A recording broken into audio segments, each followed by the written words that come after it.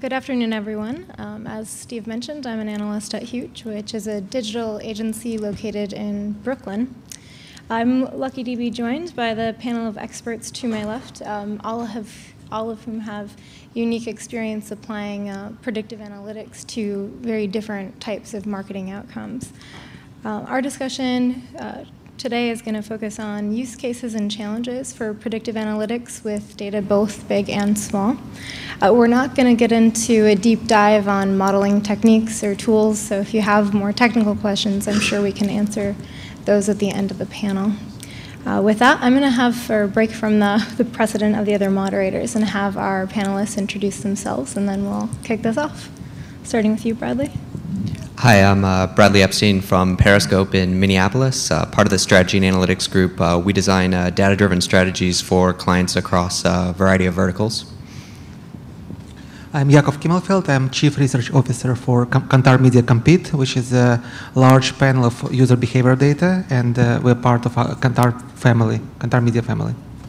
I'm Todd Kirk. I'm a partner at Marketing Productivity Group, and we use predictive analytics really to quantify the path to purchase for how consumers actually move to that end sale.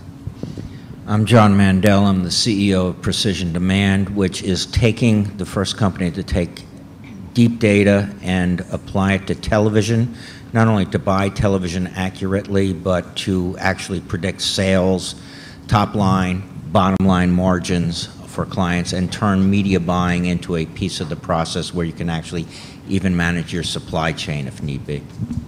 My name is Dan Rubin. I'm the SVP of Analytics at Harte-Hanks, or the agency inside Harte-Hanks, so I'm on the agency side there.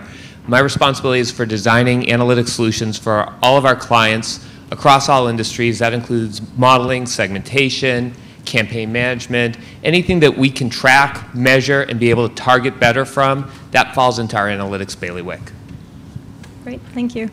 So I want to actually start off in a very basic way with a description of what predictive analytics actually is. I think despite the fact that there's a lot of buzz around this particular practice, people have a hard time differentiating it from other methods we use to predict and model. So I'm actually going to direct the first question to Todd, if you don't mind. Could you explain in very simple terms what we mean by predictive analytics, but in the context of marketing? Well, I think really one of the problems is that we quickly get lumped into being forecasters and forecasting.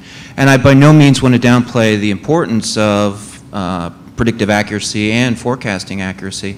But I think what we're really all about is helping to make choices and to be there. I think that the key really to big data as part of that discussion is being able to identify those great number of alternatives, and by all means barriers as well too. What are our competitors going to do? What are our suppliers going to do?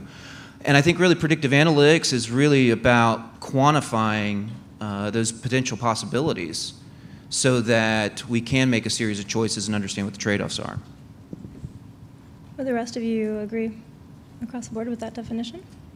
Yeah, I think one of the things, not only agree, but say that it goes a step further. We essentially empower, predictive analytics really empowers those people who don't eat and sleep analytics, business leaders, to make appropriate business decisions by understanding the trade-offs and understanding if I push this, what do I get? If I push that, what do I get? What are the trade-offs? So they can make business decisions down to, do I build a factory or do I ship it by ship or FedEx? Great. Or did you want to jump in, Dan? Sure, and if I can add one more component to that, the beauty of it is, depending upon the data you have, whether it's big data, small data, whatever size you want to call it, it gives me the precision of looking out. If you are my database, this room, I can differentiate you from you over there and be able to rank you and know precisely that I predict you are going to perform better than you and you are going to be better than you over there. And the idea is it gives me that precision to be able to pick you out individually and not aggregate and say, oh, everybody who's 30 to 40 and is a male is who I want. No, I want, John Smith right there. And I don't want Frank Hoover over here. And it's that kind of precision on a database that allows me to figure out if I have $1 to spend to get you to do something, where do I put that dollar? And then I can track it and make sure it worked. And if it didn't work, I can figure out why. And if it did work, I can figure out how to make it better going forward. No, I think that's great. So I feel like your explanation, kind of one of the differences here is when you're talking about forecasting, I feel like you're talking about something that's done at more of an aggregate level, and it seemed like when you were talking about predictive, you're getting personal here because you're starting to pick out people in a database. Let me give you another example. Weather forecasters are right, what, half the time, three-quarters of the time? You ever hear of a weather forecaster gets fired? You don't. But a predictive person, they could get fired, but they're smart enough to know how to be iterative about it and learn why the prediction, keep making those predictions finer and finer. I mean, the guy saying it was going to be cold in here this morning, probably, you know, he probably had it on good authority, but if you were warm, he would have still said tomorrow, it's going to be cold in there.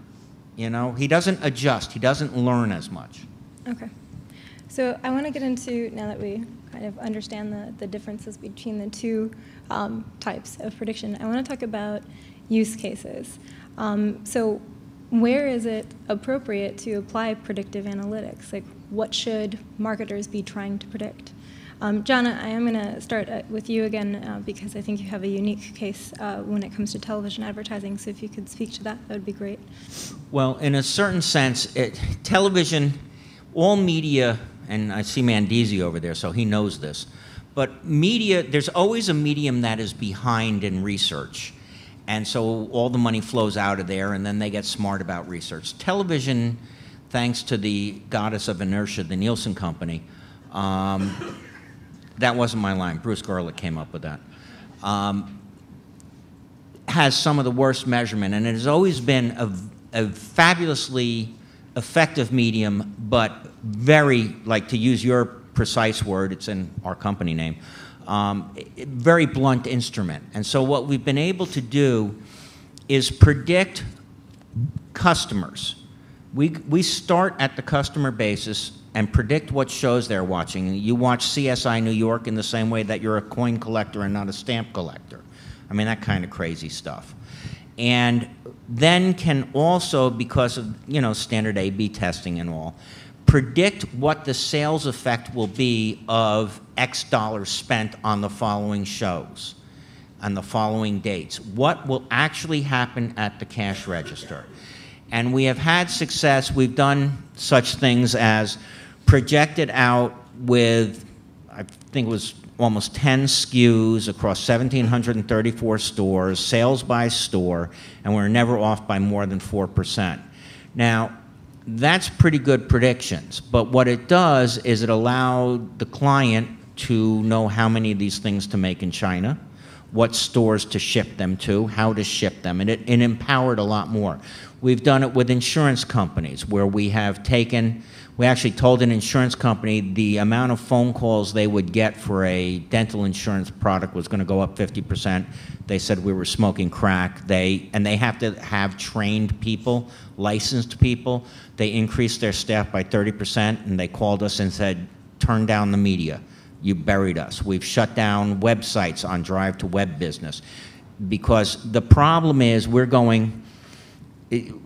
in a space, television, which was very blunt, and bringing an insane amount of accuracy, precision to it on what will happen at the cash register, and from different groups, different segments, different clusters and segments. And the differences are so remarkably huge that, frankly, clients think we're smoking crack, as I said, and it's working. It sounds like, and please tell me if I'm going to butcher this when I try to summarize, but it sounds like you employed predictive analytics technique to find out that coin collectors like CSI, for example, to find that group and find out that they had a propensity to buy, which then allowed you to forecast how much revenue you might make, which then how much product or shipping supplies, everything needed to happen. Yeah, it even gets down to like responsiveness. Different commercials work to a different level. There's a different advertising responsiveness in different types of programming for every different product, and what segment is going to respond to that commercial in that show. Great. I want to move on to different use cases for predictive, and something that I feel personally can be a bit challenging, and it's applying predictive techniques to less structured data or online data.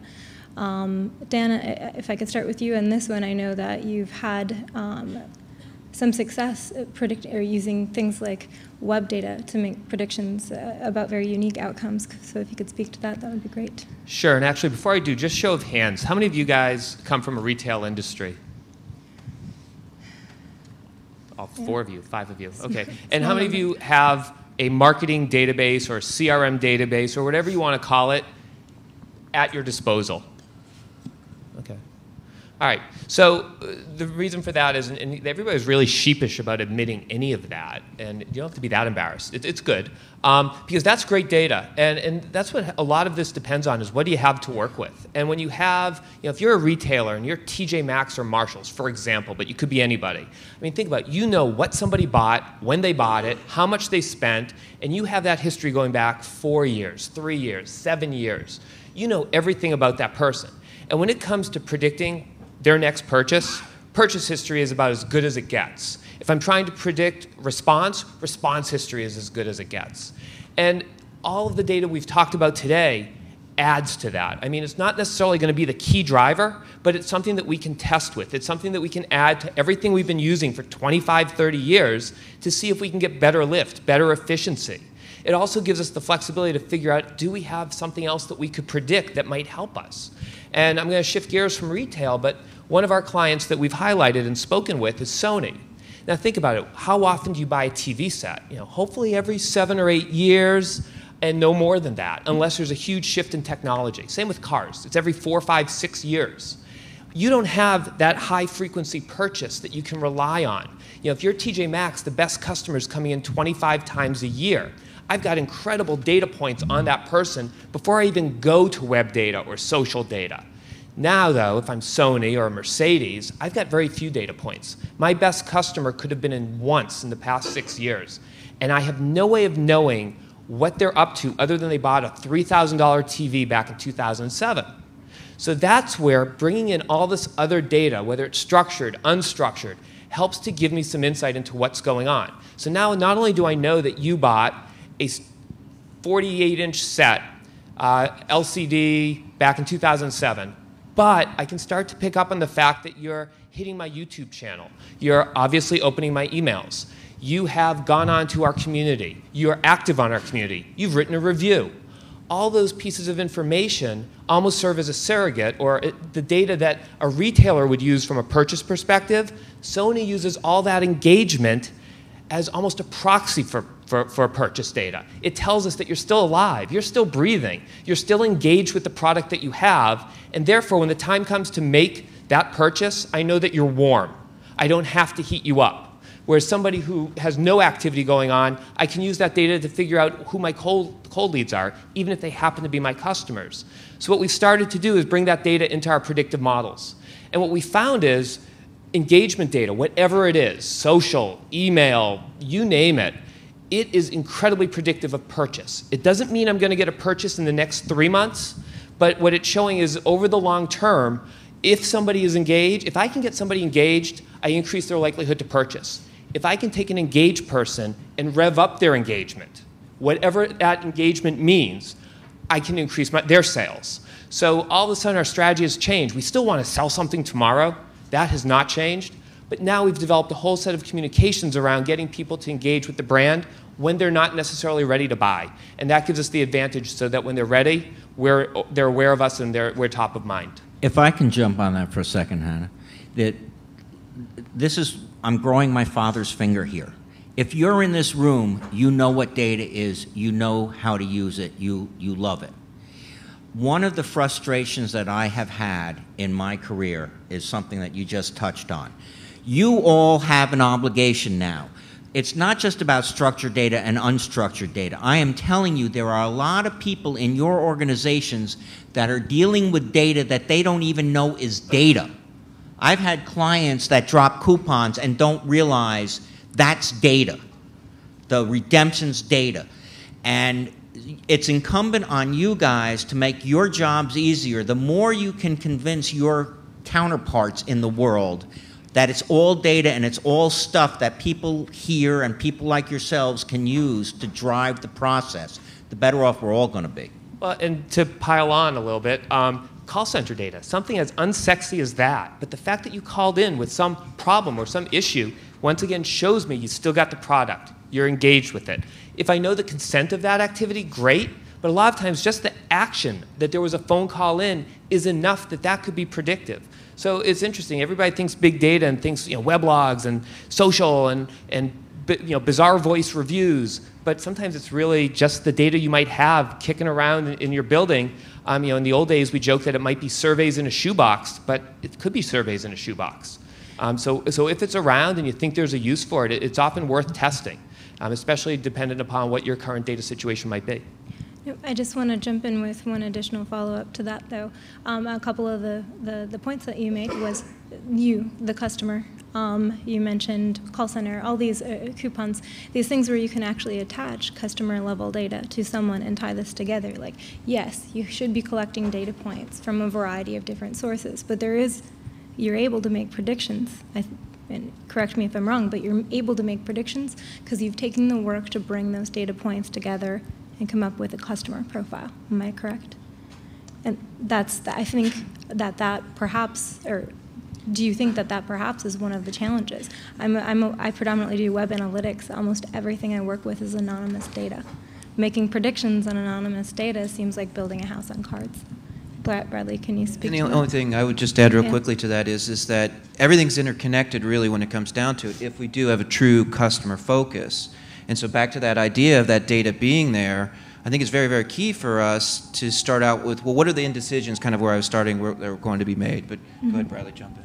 Yeah, I was just going to say, it's interesting because a lot of times you'll get a question from a client who will they say, we want to answer this question. So we want to expand into a new market or a part of a new market, right? So I'm sure many of you face those kinds of challenges. And so where do we go? Where do we focus? Whether it's an entire state, a neighborhood within a mature market. And so, you go out to answer this question. How can I answer this question? Well, right. So you're going to come up with some answer. So the question is, how can you be more precise? How can you limit the uncertainty in your decision? And how can ultimately, to Dan's point, you can make a better decision? Well, it turns out you have the answer, or at least you have the start of an answer, because you have your existing distribution and your existing outcomes and all of the attributes with those factors.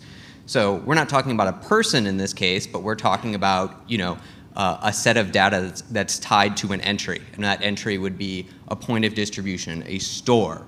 And so if you think about it, fundamentally, what we're trying to do is we're trying to use what we do know, which of course requires us to collect data. So if you're not, you should be. And if that you can answer questions that you want to with questions that you already are answering today. And so fundamentally, when you get down to it, there's a lot of science behind it, but what motivates it, I think you'll find is very intuitive and very logical and probably a lot of what people are trying to do today. Makes sense. So would I be correct if I'm saying that some of the use cases or the things that we've mentioned right now, these data sets that you've all been working with, would you describe them as big data sets? Or do you even require big data to make these types of predictions? I think people sometimes think in order to take advantage of predictive analytics and really leverage this, I have to store every piece of data, although we did just say, it would be great to collect the data, but do you really need that much? Well, I'm sure everyone has a perspective. I'll share mine. I mean, what we're trying to do is you're trying to build a model that aligns with reality, right? And so on the one hand, you can say reality is everything around you, but you're trying to understand what really matters, right? So when you're modeling, you're trying to understand causal effects. And so it's good that you have access to more data, but it shouldn't just make your models larger. It should make you have to think more closely about what you want to include in them and what motivates them. So on the one hand, yes, having more data can be beneficial, but your judgment and how you're building a model is, I think, even more important. To borrow a phrase that we were talking about before this panel, it depends. It depends on what you do with the data. That's great. There's a reason why see the forest for the trees is a cliche. I actually wanted to, shift actually into the question of big data. Like predictive analytics, I think we all will agree, is actually not that new. As Steve said, people have been using predictive modeling to model marketing outcomes for some time, but we're talking about it, I believe, we're talking about it so much now because we have so much data available. So I'd like to know, and Yaakov, I'd love to hear your take on this coming from Kantar, which is a big data company. How has predictive analytics, how has this technique evolved with this onslaught of data? Yeah, so we, at Kantar Media, and particularly at Compete, we have advantage of having both big data and data that matters. So we know that we have 2 million people that opted into our panel and being metered 24/7 with all their fine details of their online behavior tracked, and it's also statistically projectable to US population. And so itself, the act of projection is a prediction, because we predict that the rest of US population is going to behave like this 2 million, right? No, don't shake your head. It does work. Otherwise, we just should throw everything out of the window and go have some drink, you know, like, because that's statistics work. And if you do it properly. Yes, that's the only thing that we have. You know, like, we cannot just let machines go and parse our data, because it ends with Schwarzenegger coming from the future and shooting us all. There was a sequel. So, the one thing that we know that the criteria of predictive analytics is that they actually predict. And we have this advantage of looking at the same people over a long period of time. And if we do our modeling and we think that it's going to predict something, then we can validate it and see if it actually predicts. So that's an advantage of having a panel. Whether it 100%, no, but if you're buying a car, your behavior tells you're buying the car. You're not just occasionally checking out Porsche or Ferrari, like all of us do, right? But you are really buying a car. And we look at them, we have our model to figure out the potential car buyer, and then we look at all the touch points that generated that this particular person is going to buy that particular car, and we consult our clients on how to make these touch points more effective and how to reallocate their media to steer more people to become like that person. I want to add a comment onto that, because I do agree with that. What's interesting is you'll come in and you'll try to answer a question. And so we had a client, Columbia Sportswear, that came and they said, from our loyalty program, can you help us understand the lifetime value of this new member to the program based on all of the previous vendors? And we said, yeah, that's a really interesting question. We want to answer it, you want to answer it, let's see what we find. And so I think, to Yaakov's point, what you have to do is you have to be aware of the context when you're going and answering this question. So if I just come in and I can say, you know, whether it's categorical or a number, you're a new member in this rewards program, and here's what we expect your lifetime value to be. Good, done. Well, so what do we do with that? Well, you use that to start motivating questions. If you notice, if it's a left tail distribution, right? So a lot of people don't seem to be high value. Why is that, right? So that motivates you to start asking different questions. And if you're getting questions that are motivated by the data, you're getting a little bit closer to building experiences for customers that matter. And I think that's really, to a point that was made earlier in one of the panels, that's why we're here. That's what we should be doing. I want to shift into challenges with predictive analytics. From my experience, or one of the things that I know from learning about this and attempts to do it, is that it takes time to build good models and to build accurate models. We can't take that for granted. You can't give a quant a set of data and then have them do magic and predict the future. But for predictive analytics to be useful, you have to be able to act on it quickly. So Todd, actually, you and I had been talking about this before. How do you meet that challenge with predictive so that it's actually actionable? Well, I think, kind of cheating. If you think of advertising, more often than not, good advertising starts with a good advertising brief. And data is going to be the key issue when it comes down to it for us.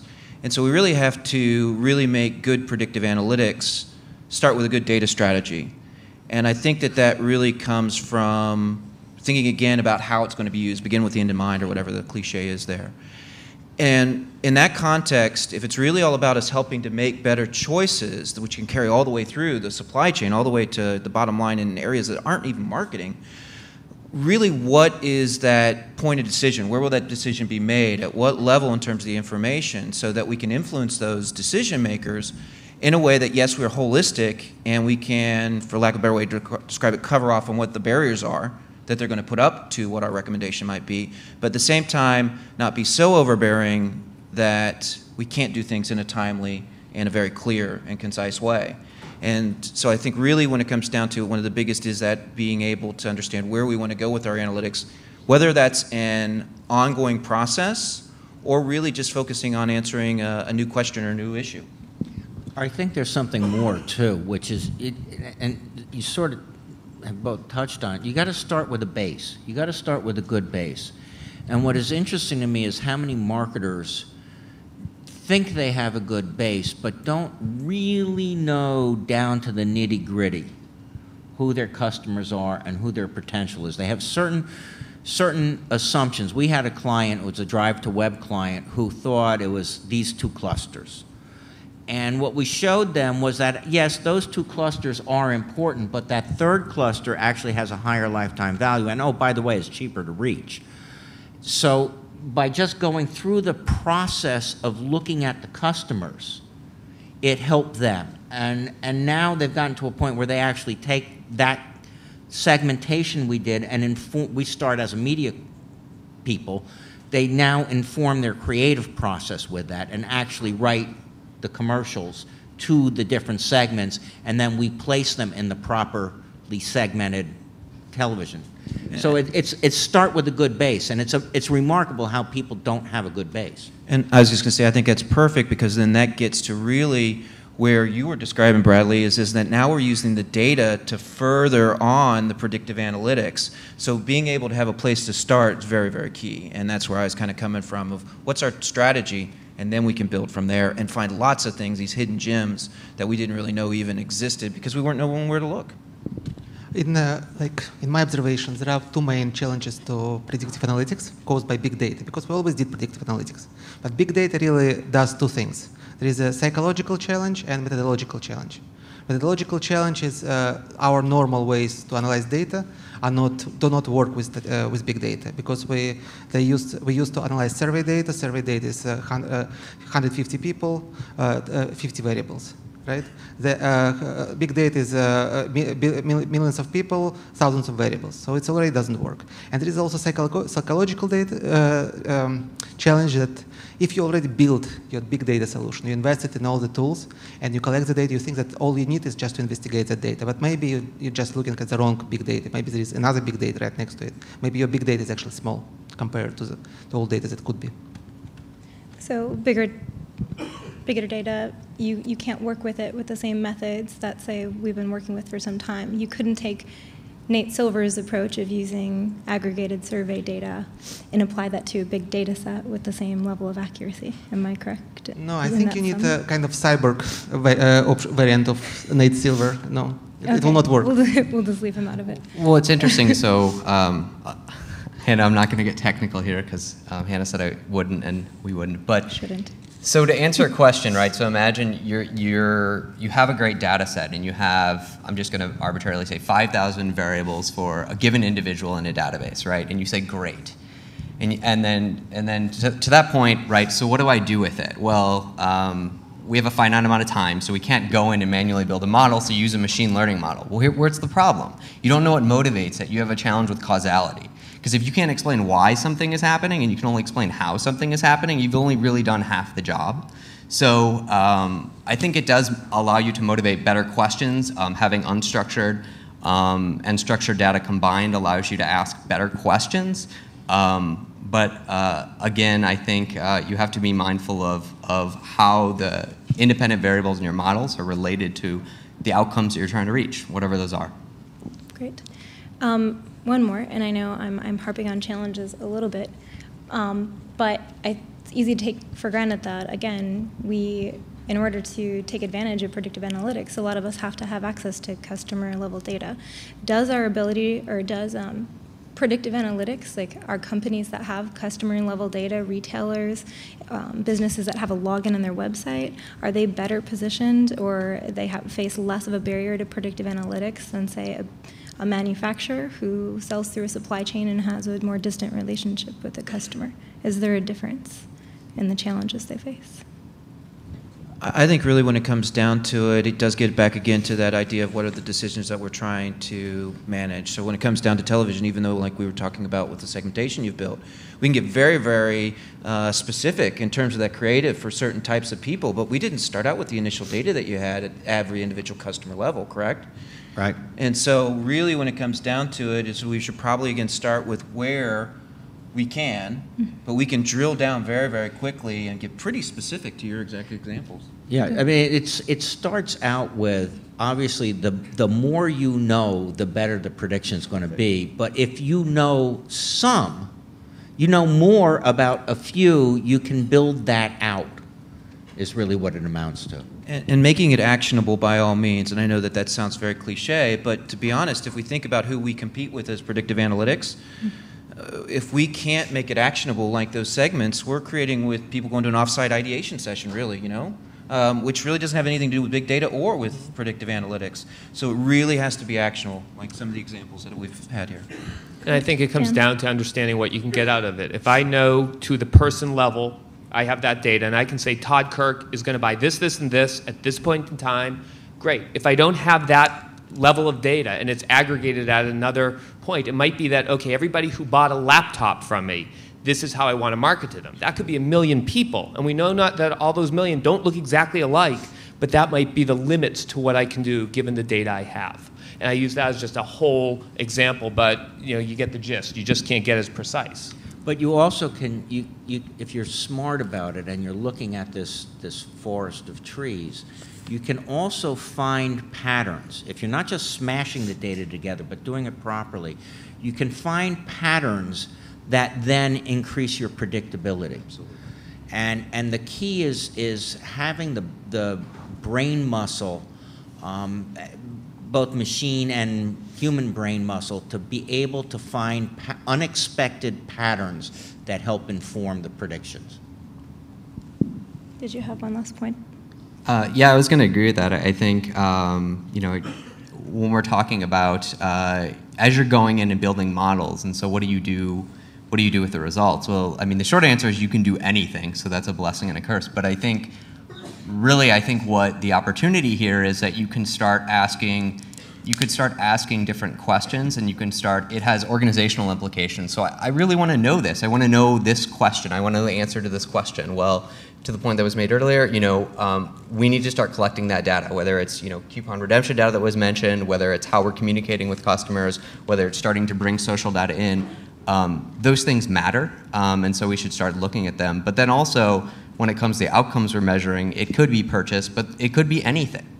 There could be whatever you're trying to achieve could be a dependent variable in your model. That's your objective. So predictive could apply to purchases, but it could just as well predict someone's level of influence, someone's level of engagement, whatever it is you're trying to achieve.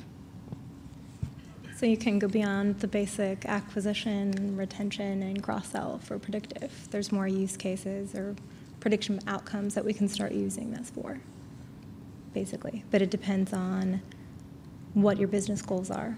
I guess that your business goal or what your particular goal is what you should be trying to predict. Yeah, and to Dan's point, I mean, if you have a long purchase cycle, you wouldn't want to wait every 6 years to get an outcome. So if there are microtransactions between those times, those matter, and I think Dan said it well. Great. Unless anyone has any closing advice for the audience, I think we should pass it over to questions. Actually, I'm going to throw in one piece of unsolicited advice. I guess it's solicited because you asked. You know what? Don't wait around for perfect data because it will never happen. So if you have something, try it out. You're never, it's just, if you wait around for the best possible data situation, 2-3 years go down the road, and you're still not going to have it because it's always changing. And also, because all of these data points keep changing and all the channels keep emerging, there's always an opportunity to test, and modeling is a great way to test. I'm trying to predict an outcome. I've done it in the past. Why not bring in this whole new source of data, call center data, and just knowing that there was activity, can that make my prediction any better? And from there, I can say, all right, you know what? That field worked. The number of calls they've had in the past 2 years was predictive. I now can bring that data over to the database. It might be not predictive at all, so maybe it's not worth it. but this is an opportunity to see what works and what doesn't. We did this with L'Oreal, and we brought in a whole data source. We brought in their core metrics data. 6% of it was identifiable. The 94% of it was anonymous. But we took that 6%, and for 6% of their population, which was a lot of people, we knew exactly what they were doing, and we used it. For the other 94%, we used all the other data that we had. So for the anonymous folks, we just lived with what we had, because that was still pretty good. So it's that opportunity to take what you've got, build on it, and you know what? Plan on updating it every 12 months, because your data is going to keep getting better, and your models will get better in process. Any other remarks? Nope. Any questions? Any questions?